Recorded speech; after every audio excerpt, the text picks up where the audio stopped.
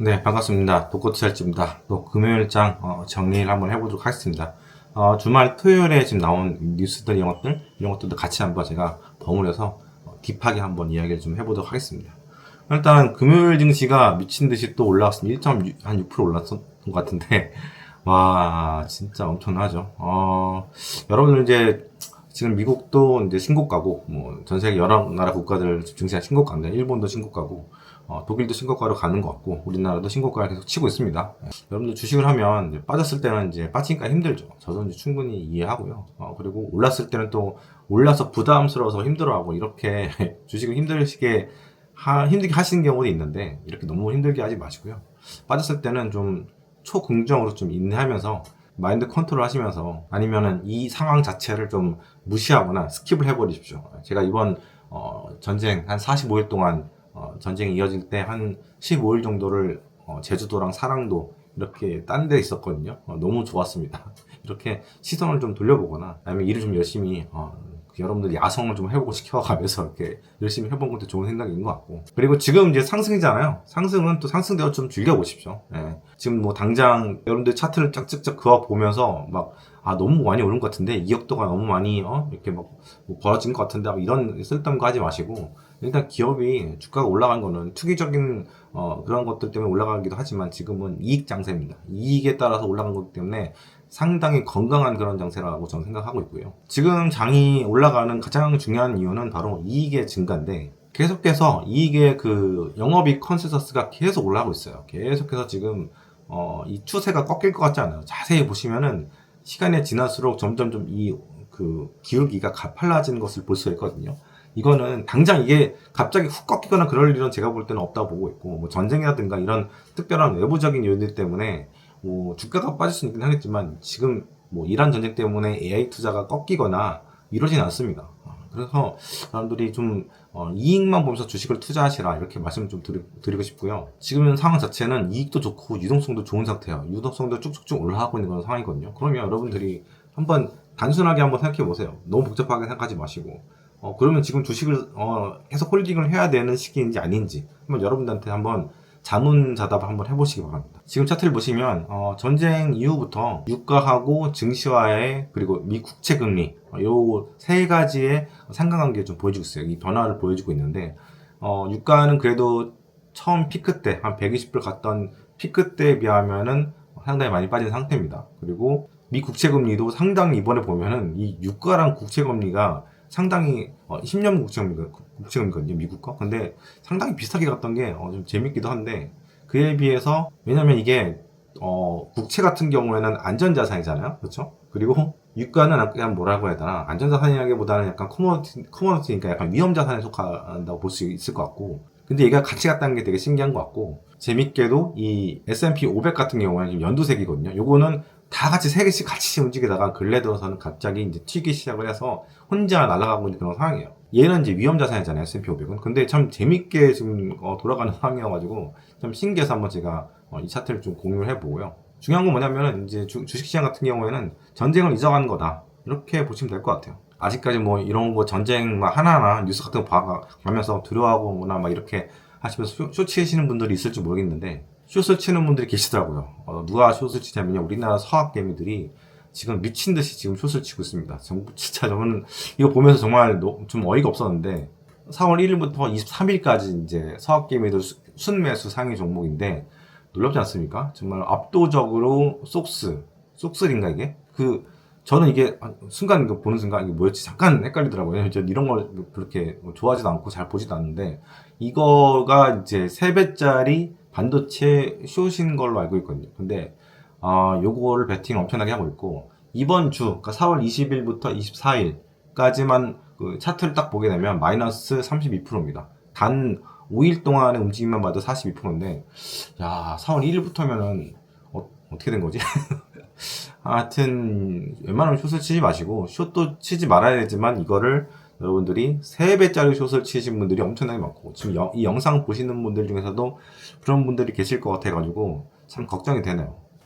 아무튼 지금 보면 이 전 세계적으로 이 반도체 투자의 붐이 엄청나게 일어나고 있고 쇼티지, 메모리 쇼티지, 그 전엔 GPU 쇼티지, 이제는 인텔 폭발하는 거 보십시오. 이게 이 이익의 성장 그리고 이 업계에 대한 그 면밀한 그런 공부나 이런 리서치 없이 이렇게 주식 투자를 차트를 딱 보아가면서 이 정도 올랐으니까 이제 빠질 때가 됐네, 너무 급격하게 오른 거 아니, 이렇게 접근하는 게 제가 잘 모르겠습니다. 사실 이게 하루 이틀의 문제가 아닌 게 또 전문가라고 하는 분들이 요즘 유튜브에 나와가지고 이제 반도체 말고 다른 걸 봐라 이런 식으로 얘기를 하고 있더라고요. 그 반도체 아니고 딴 거를 볼 거면 뭘 봐야 되냐라고 묻는다면 그분들은 그런 영상들 보면은 이제 그거에 대한 얘기는 또 없어요. 뭘 사야 되는지에 대한 얘기도 없고 대책이 없는 거야. 어떻게 보면 그런 분들 때문에 반도체를 숏쳐야 되나 이렇게 또 생각하는, 오해할 수 있는 그런 사람들도 있는 것 같고, 단순히 많이 올랐기 때문에 팔아야 된다 이렇게 보는 건 되게 애매하다. 특히 지금 이익에 비해서는 우리나라 반도체 기업들 정말 주가가 싸긴 싸거든요. 물론 이익이라는 게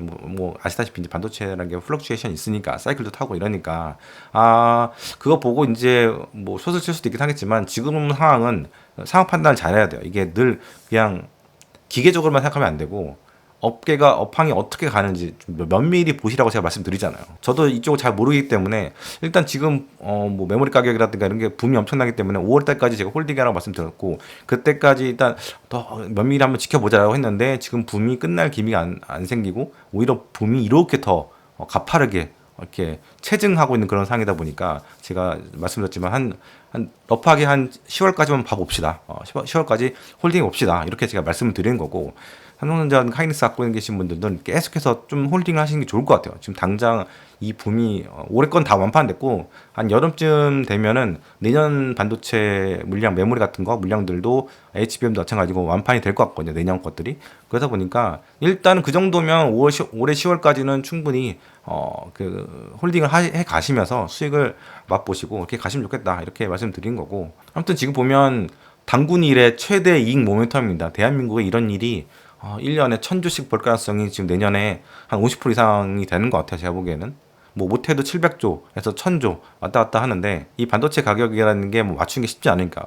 하지만 어쨌든 이익이 상당히 오랫동안, 높은 이익이 오랫동안 지속이 될 것 같고 예전만큼 확 꺾이기는 지금 쉽지 않은 상황이 됐습니다. 지금 보면은 하이닉스 영업이익 컨센서스 보시면은 26년 올해는 247조, 이게 289조가 맥스고 제 미니멈은 185조, 한 100조 차이가, 100조 정도 차이가 나는데 아마 업데이트가 안 돼서 그런 거라고 생각이 좀 들고, 27년도는 또 엄청납니다. 448조까지 있는데 448조면은 삼성전자랑 합치면은 제가 보기엔 1000조가 넘어가는 거라고 보고 있고, 만약에 이제 199조 정도라고 보게 되면 이거는 좀 너무 업데이트가 안 된 것 같은데, 뭐 증권사마다 다 업데이트가 좀 느려요. 뭐 느린 데도 있고 빠른 데도 있긴 한데 199조는 제가 볼 때는 상향의 여지가 분명인 거고, 이 정도만 돼도 한 700조 정도는 아니야 500조? 500조 정도? 500조 정도는 충분히 벌 수 있지 않을까 그렇게 보고 있습니다.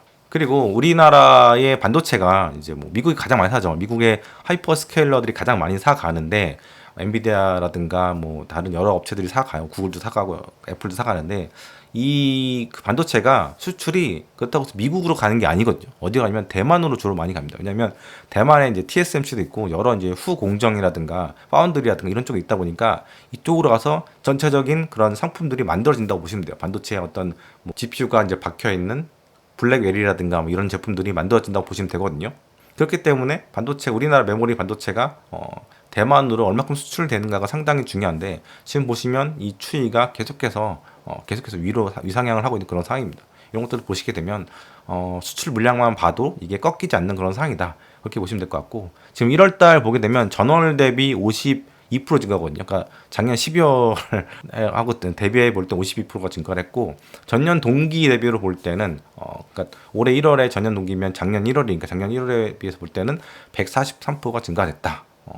이렇게 보시면 될 것 같습니다. 그래서 지금 인텔에 대한 얘기를 다시 할 수밖에 없는데, 저저번 영상부터 시작해서 계속 지금 인텔 얘기를 하고 있습니다. 그리고 어제 이제 그 어제장 금요일장에 이제 폭등을 했죠. 한 23% 정도 플러스 장중에 한 30%까지 갔던 것 같은데, 학습에 있어서는 여러분들 GPU가 쇼티지가 나서 이제 AI 그 쇼티지 랠리가 시작됐고, 그 다음에 이제 추론 영역이 각광을 받으면서 작년 여름부터 이 메모리 랠리가 시작됐고, 그리고 지금 이제 CPU 단 그 AI들이 직접적으로 액션하기 위해서는 필요한 게 뭐냐면 CPU가 필요하다. 원래 CPU야말로 우리 인간의 뇌를 이게 어떻게 보면 본따서 만들었다고 해야 되나? 아니면 액션하는 것들, 뇌가 액션하는 것들하고 가장 가까운 게 바로 이제 CPU인데, 드디어 AI가 CPU가 이제 필요한 상황이 됐어요. 그러니까 AI가 상당히 지금 발전하고 있다고 보시면 될 것 같아요. 그 발전 속도가 상당히 빠른데, 저번 영상에서 말씀드렸지만 2021년도만 하더라도 2022년도죠. 그때만 하더라도 AI가 제대로 산수도 못할 정도로 상당히 불안정했었는데, 그 다음 해에는 학부 수준의 능력을 보여주고, 그 다음 해에는 2024년도인가 그때는 변호사 시험도 합격할 정도의 머리가 되고, 그 뒤부터는 뭐 교수 수준이 되고, 이렇게 쭉쭉쭉 빨리 올라가는 걸 보게 되면은 앞으로 휴머노이드 그 로봇이 실제 우리 일상이라든가 회사라든가 뭐 저 공장 같은 데 이렇게 적용이 되게 되면 CPU에 대한 수요도 상당히 많이 늘어날 가능성이 있다. 이미 그 리프탄 CEO가 한 말 있잖아요. 지금 수요도 여기 쇼티지 났다. 인텔이 지금 CPU 수요를 감당이 안 되는 상황까지 이르렀다. 이렇게 얘기하는 거 보면 이미 쇼티지는 이제 시작이 된 거고, 이거를 시장은 좀 늦게 인지를 했어요. 그러다 보니까 실적 발표하고 이렇게 뭐 가이던스라든가, 가이던스 좋게 나왔고 이렇게 리프탄 CEO가 얘기를 하니까 이제 주가가 30% 가까이 튀는 거는 시장이 늦게 보고 이제 판단해서 따라간다. 이제는 좀 약간 투기적인 수요라고 볼 수가 있는 거죠. 투기적인 투자라고 볼 수 있는 겁니다. 그래서 이제 AI의 이제 이 발전에 따라서 이제 AI 작업량에 그 AI가 작업할 때 이 작업량이라는 게 있잖아요. 요게 점점점 이제 CPU가 필요를 하게 될 텐데, 지금은 이제 GPU 대비 CPU의 그 작업량의 전체적인 작업량이 기여한 정도가 이제 1대 8인데, CPU가 1이고 GPU가 이제 8 정도 되거든요. 근데 이게 역전돼서 CPU가 8이 되고 이제 GPU가 이제 원래대로 돌아간 거죠. 노트북도 여러분 보시면 이제 CPU가 중요하잖아요. 메인이고, 그 다음에 이제 격가지로 GPU라든가 메모리가 있는데, 이제는 제대로 된 노트북, 제대로 된 컴퓨터가 되는 거죠. 이 AI가, 휴머노이드가. 아니면 뭐 자율주행이라든가. 야, 그러니까 점점점 우리가 뭐 2030년 AGI 시대 이런 얘기를 많이 하고 있는데, 와, 이게 지금 올해 이렇게 시작을 했으면 내년은, 올해 말은 어떻게 될 것이고 내년 또 어떤 변화가 있을까, 이런 기대와 함께 솔직히 저는 걱정해서 많이 되는 그런 상황입니다. 최근에 SMIC에서 이제 컨퍼런스 콜을 했었는데, 거기서 나온 얘기가 좀 재밌어요. 메모리가 지금 공급이 이제 부족한 상태인데, 이제 D램 같은 경우에는 이제 증설을 계속 하고 있잖아요. 아마 증설을 하게 되면 공장을 한 내년 정도에 이제 거의 다 지어지고, 제대로 이제 캐파대로 제대로 이제 반도체를 찍어내는 그런 거는 2018년도 정도가 되면, 그때쯤 되면 이제 제대로 공급이 시작된 거. 그렇다 보니까 올해랑 내년까지는 쇼티지가 이제 계속 이어지게 되는데, 이 D램 같은 경우에는 만들기가 상대적으로 다른 것들에 비해서 쉽기 때문에 증설을 하게 되면 이 공급이 늘어날 수가 있습니다.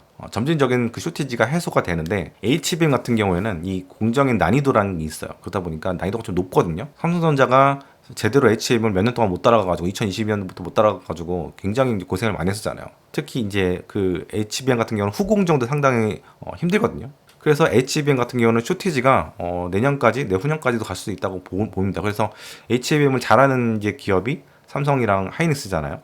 마이크론도 조금 있는 걸로 제가 봤는데, 그렇게 이제 비중이 크진 않은 것 같고, 그래서 단기적으로 볼 때는 마이크론 주식이 진짜 많이 오르긴 올랐는데, 물론 하이닉스, 삼성도 많이 올랐죠. 근데 좀 더 해가 갈수록 보게 되면 이 주가의 이 상승 폭은 일단 이익 모멘텀으로 볼 때는, 이 반도체 쇼티지의 그 지속성을 볼 때는, 제가 볼 때는 이제 하이닉스라든가 삼성전자가 더 괜찮을 것 같다는 생각을 하는데, 근데 이제 이 주식시장에, 한국 주식시장이라는 게 약간 지속력이 좀 떨어지고 그러다 보니까 마이크론도 상당히 이제 강력할 수 있겠구나, 이런 생각이 좀 듭니다. 그래서 요거 한번 보시면, 그 여러분 노트북을 그 연상을 한번 해보세요. PC를 연상해 보시면, 이제 CPU는 이제 주체적인 사고를 하는 주체고, 메모리와 뭐 GPU들은 옆에서 도와주는 그런 역할을 하잖아요. 기존에 있던 LMM 서비스 같은 것들, 뭐 챗GPT라든가 제미나이 이런 애들은 우리가 질문을 하게 되면 얘들이 기계적으로 그 질문에 비슷한 답을 찾기 위해서 뭐 그럴듯한 이야기들을 뭐 계속해서 잘 만들어낸단 말이에요. 근데 그 프로세스가 뭐 예를 들어서 사과라는 단어가 있다고 하면 사과 다음에 올 이야기들을 질문에 맞게 그 질문에 맞는 사과 뒤에 올 말들을 확률 분포를 통해서 이제 갖다 껴 맞춰가지고 문장을 만들고 전체적인 답변을 이렇게 만드는 거거든요. 이거 같은 경우에는 굉장히 단순한 노동이에요. 단순하지만 워크가 상당히 많은 그런 노동이거든요. 그런 것들은 GPU가 이제 담당을 하는 거였는데 이제 CPU가 되게 되면 그 질문을 받아서 그냥 답변만 하는 게 아니라 그 질문을 통해서 얘가 액션을 취한단 말이에요. 제가 저번에도 말씀드렸지만 여행 티켓을 사게 되고 현지 여행사랑 컨택을 해서 프로그램을 쫙 짜고 그 다음에 호텔까지 예약을 한 다음에 다 결제를 만들어 놓은 다음에 그 다음에 다 끝나버립니다. 이거는 간단하게 GPU 단에서 되는 게 아니고 CPU가 굉장히 일일이 다 고도화된 그런 역할을 한다고 보시면 돼요. 그래서 GPU 같은 경우는 약간 대리급, 과장급 그런 느낌입니다. 제가 볼 때는. 왜냐하면 얘들은 어떤 일에 대한 전체적인 플랜을 이렇게 만들어내고 그리고 그것들을 그 결과물들을 직접적으로 진두지휘해서 액션을 시켜버리는 거는 CPU가 담당을 하는 거죠. 그래서 GPU는 각자 악기를 다루는 여러 사람들이고 그리고 그것을 오케스트라라고 부르는데 여기서 지휘하는 사람이 바로 CPU다. 이렇게 보는 겁니다. 그 이 시장에서 가장 큰 존재가 이제 인텔이고 그 다음에 AMD 그리고 AP 모바일 CPU라고 할 수 있는 AP를 만드는 쪽은 이제 퀄컴이 이제 담당을 하는데 이 주가들이 지금 랠리를 펼치고 있죠. AP 같은 경우에도 퀄컴도 뒤늦게 이제 시작을 하고 있는 그런 상황입니다. 그래서 여기 보시면 이 로봇계인데 이게 중국산인 걸로 제가 아는데 장난이 아닙니다. 이게 거의 5.5시간 동안 계속 움직일 수 있고요. 그리고 이 100kg 정도 되거든요. 시멘트 같은 것 같은데 한 5포대 정도를 지금 들고 이렇게 움직인 건데 이러면 5.5시간 동안 움직이지 못하긴 하겠지만 상당하죠. 그렇죠? 로봇계 자체로만 뛰게 되면 초속 3m 정도로 뛸 수 있다고 하고요. 그리고 이제 알아서 이제 복잡한 장애물도 알아서 이제 피하는 그런 로봇계인데 예전에 나왔던 그런 로봇계들하고는 상당히 이제 비교가 되는 약간 사고 체계가 상당히 고도화되어 있는 그런 거라 볼 수 있고 이런 로봇들도 이제 CPU가 아주 여러 가지가 들어가서 업무를 수행할 수 있다고 이제 볼 수 있을 것 같은데 이렇게 해서 뭐 로봇계든 아니면 우리가 이제 PC상에서 업무를 할 때 여기서 이제 필요한 AI든 뭐 다방면에 AI가 들어가잖아요. 이제 자율주행도 이제 들어가게 될 것이고 휴머노이드도 있고 그렇기 때문에 이제 가장 중요한 건 뭐냐면 이제 글로벌 데이터 센터가 얼마큼 이제 확장될 것인가가 이제 중요한데 뭐 여러 추정치들이 있긴 하지만 지금 2030년까지 5.2조 달러 파이낸셜 타임즈에서 이렇게 나오네요. 대부분 이 투자는 미국과 중국에서 이제 들어가는 거고 우리나라는 참 안타깝게도 여기에서 이제 비중이 상당히 작습니다.